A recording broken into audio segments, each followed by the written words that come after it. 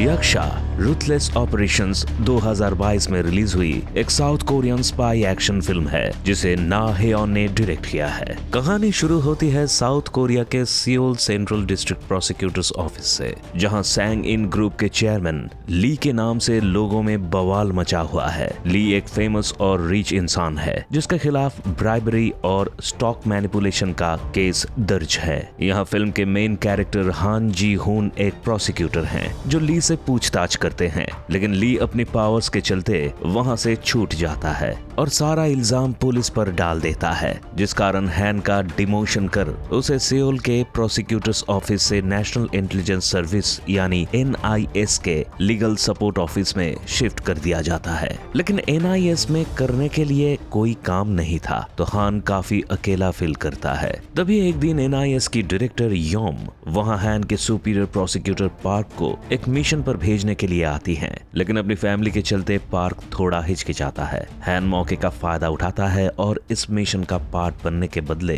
अपनी पुरानी जॉब वापस देने की डिमांड करता है। डायरेक्टर तुरंत इस डील के लिए मान जाती है। मिशन के अकॉर्डिंग हैन को NIS के शेंगयांग ब्रांच जाकर वहां की सारी इंफॉर्मेशन डायरेक्टर तक पहुंचानी थी। डायरेक्टर हैन को बताती है कि शेंगयांग में अलग अलग कंट्रीज के स्पाई यानी जासूस काम करते हैं, लेकिन शेंगयांग ब्रांच में NIS के लिए काम कर रहे लोग पिछले कुछ समय से NIS को फेक रिपोर्ट्स दे रहे थे, जिसका पता हैन को लगाना था। शेंगयांग ब्रांच का हेड और फिल्म का दूसरा मेन किरदार यक्षा है, जो NIS का एक काबिल और होनहार ऑफिसर है और अपने काम को पूरा करने के लिए किसी भी हद तक जा सकता है। हैन शेनयंग एयरपोर्ट पर सेक्शन चीफ होंग से मिलता है, जो हैन को सैमजिन ट्रैवल एजेंसी लाता है। यहाँ NIS की शेनयंग ब्रांच काम करती है, लेकिन हैन को वहाँ के लोगों का बिहेवियर और होंग की हिचकिचाहट को देखकर डाउट होता है। तभी वहाँ काम कर रहे कुछ लोग बैग में बहुत सारा पैसा भर के कहीं जाने लगते हैं।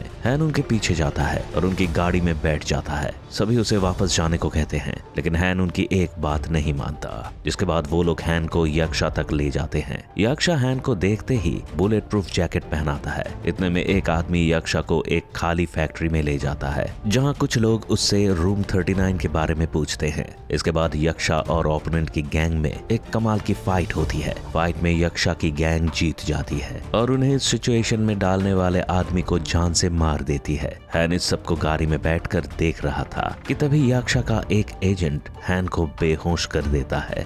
हैन की जब आंखें खुलती हैं तो वो एक लड़की के साथ बेड पर होता है। उसकी नजर टेबल पर रखे ड्रग्स पर पड़ती है। तभी पुलिस वहां आ जाती है। हैन वहां से भागकर यक्षा के पास जाता है, जहां उसे पता चलता है कि यक्षा उसका एक टेस्ट ले रहा था, जिसमें वो पास हो गया। इस टेस्ट के बाद फाइनली हैन यक्षा की गैंग में शामिल हो जाता है और दोनों उनके सीक्रेट ठिकाने पर पहुंचते हैं। यहाँ यक्षा हैन को उन पर पहले हुए अटैक के बारे में सब समझाता है। वो हैन को डोंगबेई बैंक की एक हफ्ते पहले की फुटेज दिखाता है। वीडियो में दो ग्रुप्स के बीच शूट आउट होता है। इनमें से एक ग्रुप नॉर्थ कोरिया के सुप्रीम गार्ड का था, जिन्होंने यक्षा की गैंग पर फैक्ट्री में अटैक किया था, और दूसरा ग्रुप अभी भी अनआइडेंटिफाइड था। इन दोनों गैंग का मेन टारगेट था मून ब्योंग यू के नाम का एक आदमी, जो उस शूट आउट से भागने में कामयाब होता है। एक्चुअली मून रूम 39 का हेड है और रूम 39 नॉर्थ कोरिया की सेंट्रल कमेटी है, जो बहुत सारा फॉरेन इन्वेस्टमेंट रेज करती है। मून इस इन्वेस्टमेंट को कंट्रोल करता है, लेकिन हैन को अभी भी मून का यक्षा से कनेक्शन समझ नहीं आता,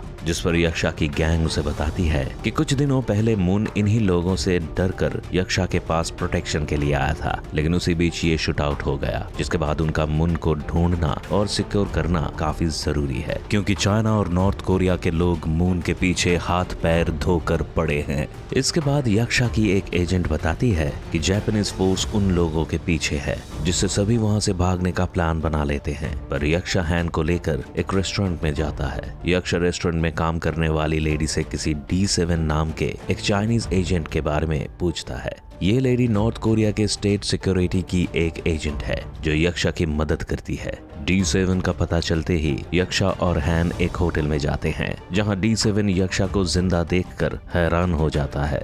दरअसल कुछ सालों पहले D7 ने यक्षा को जान से मारने की कोशिश की थी, जिसमें वो बच गया था। तब से इन दोनों के बीच एक दुश्मनी है। हैन D7 से एक जापानीज एजेंट के तौर पर मिलता है, ताकि वो एटलीस्ट हैन को कोई नुकसान न पहुंचाए। थोड़ी देर बाद D7 अपने फोन पर पर एक मैसेज दिखाकर वहां से चला जाता है और यक्षा हान से कहता है, लगता है हमारी टीम ने काम पूरा कर दिया। D7 होटल से अपने ठिकाने पर आकर चारों ओर टूटा फूटा सामान देखकर समझ जाता है कि ये काम किसी और ने नहीं बल्कि यक्षा की गैंग ने ही किया है। दूसरी ओर यक्षा की गैंग उसे बताती है कि D7 के पास उन्हें मून की जगह एक लड़की मिली है। यक्षा इस लड़की से इंफॉर्मेशन निकलवाने के लिए जैसे ही उस पर हाथ उठाता है, हैन चिल्लाने लगता है, लेकिन एक एजेंट उसे मारकर वहीं गिरा देता है। यक्षा अपनी गैंग से उस लड़की से सारी इंफॉर्मेशन निकलवाने को कहकर वहां से चला जाता है, पर यक्षा के जाने के बाद हैन सभी एजेंट्स को चकमा देकर लड़की के साथ भाग निकलता है।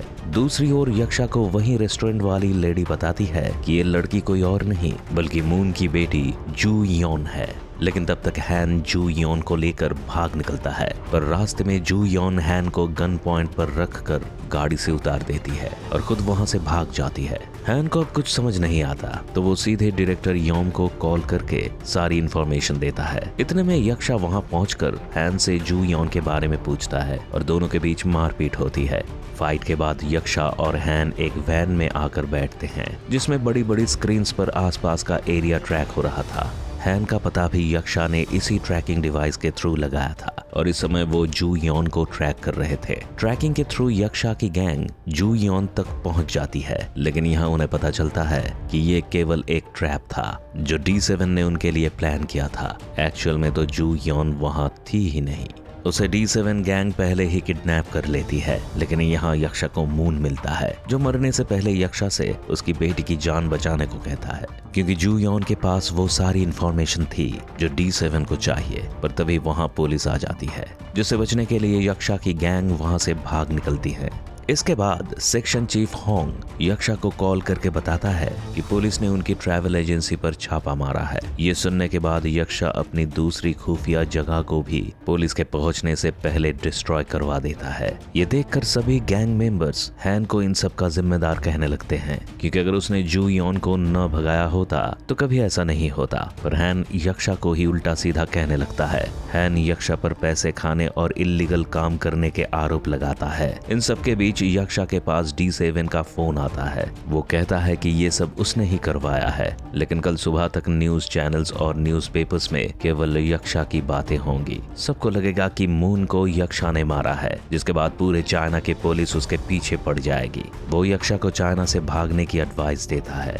दूसरी ओर जब डायरेक्टर योम को पता चलता है कि पुलिस हैन के पीछे भी लगी है, तो वो चाइनीज हेडक्वार्टर्स में कॉल करके हैन को बचाने की कोशिश करती है, लेकिन कोई रिस्पॉन्स न मिलने पर वो खुद चाइना जाने का फैसला लेती है। वहीं यक्षा के एजेंट्स हैन को बताते हैं कि तुम सही थे। यक्षा को मून को सिक्योर करने के लिए काफी सारे फंड्स मिले थे, लेकिन जो भी पैसा था वो उन्होंने ऑन ड्यूटी जान गंवाने वाले लोगों की फैमिलीज में बांट दिए थे।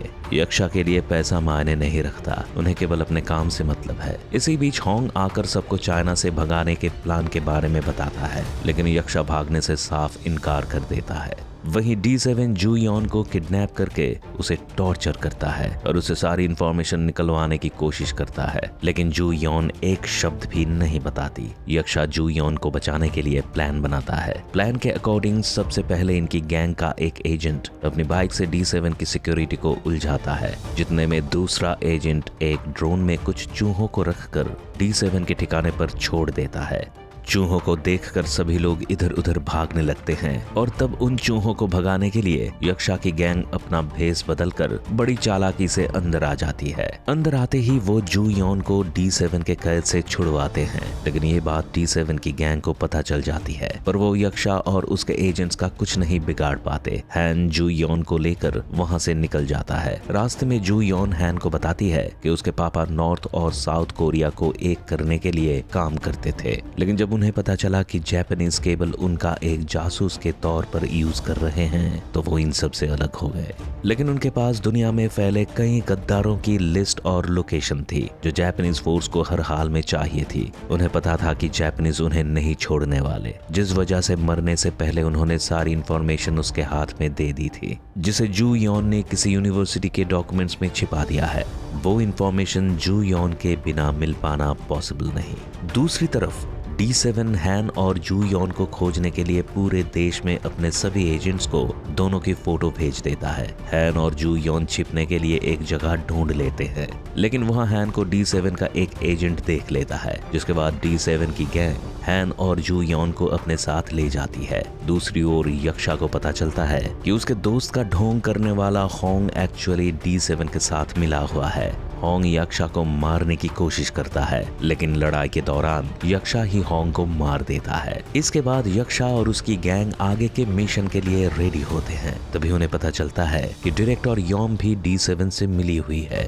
यक्षा सबसे पहले डायरेक्टर को ढूंढकर मारने जाता है, लेकिन यॉम के रोने गिड़गिड़ाने पर वो उसे पुलिस के हवाले करने का फैसला लेता है। दूसरी ओर D7 हैन को धमकी देता है कि अगर उसने यक्षा को जान से नहीं मारा तो वो उसकी माँ और बहन को जान से मार देगा। जिसके बाद हैन यक्षा को मारने के लिए तैयार हो जाता है, लेकिन वो पहले ही रेस्टोरेंट वाली लेडी को D7 के पूरे प्लान के बारे में बता देता है, जिससे वो यक्षा को कॉल करके अलर्ट रहने को कहती है। इसके बाद हैन यक्षा को मिलने के लिए बुलाता है और उस पर गोली चला देता है। फिर D7 की गैंग हैन और जू यॉन को अपने साथ लेकर चली जाती है। यक्षा को सब पता होने के कारण वो पहले ही बुलेट प्रूफ जैकेट पहन कर रखता है, जिससे गोली का यक्षा पर कोई असर नहीं होता। पर D7 को चकमा देने के लिए वो मरने की एक्टिंग करता है। यक्षा की गैंग इस फेक शूटआउट के बाद सीधे D7 के अड्डे पर पहुंचते हैं और सबको मारने लगते हैं। यक्षा को देखते ही D7 हैन और जू यॉन को गन पॉइंट पर रखकर काम पूरा करने को कहता है। दरअसल D7 जू यॉन से जासूसों की सारी इंफॉर्मेशन डिलीट करवाता है, लेकिन यक्षा गोली चला देता है, जिससे आसपास के एरिया में आग लग जाती है। इसके बाद हैन और जू यॉन वहां से भाग निकलते हैं,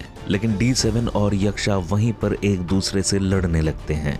हैन जू यॉन को बाहर छोड़कर वापस आग में कूदकर यक्षा को बचाने के लिए आता है, पर इतने में D7 सारे डेटा को डिलीट करने के लिए डिलीट बटन को दबाता है। मगर हैरानी की बात तो ये है कि डेटा डिलीट होने के बजाय ट्रांसफर होने लगता है, जिसे देखकर D7 सारी मशीन्स डिस्ट्रॉय करने लगता है, लेकिन कुछ नहीं होता। इसके बाद हैन और यक्षा मिलकर D7 को जान से मार देते हैं और हैन डायरेक्टर यॉम को पुलिस के हवाले करता है। अगले सीन पर हम 1 साल आगे का वक्त देखते हैं। हैन अपनी पूरी कोशिश के बाद चेयरमैन ली को जेल पहुंचाने में कामयाब होता है। ली वही इंसान था जिसके खिलाफ शुरुआत में हैन केस हार जाता है। हैन को उसकी पुरानी जॉब भी वापस मिल जाती है, वो भी प्रमोशन के साथ। लेकिन तभी हैन के पास यक्षा का कॉल आता है। वो हैन को लंदन का एक नया केस सॉल्व करने के लिए बुलाता है और इसी के साथ मूवी खत्म हो जाती है।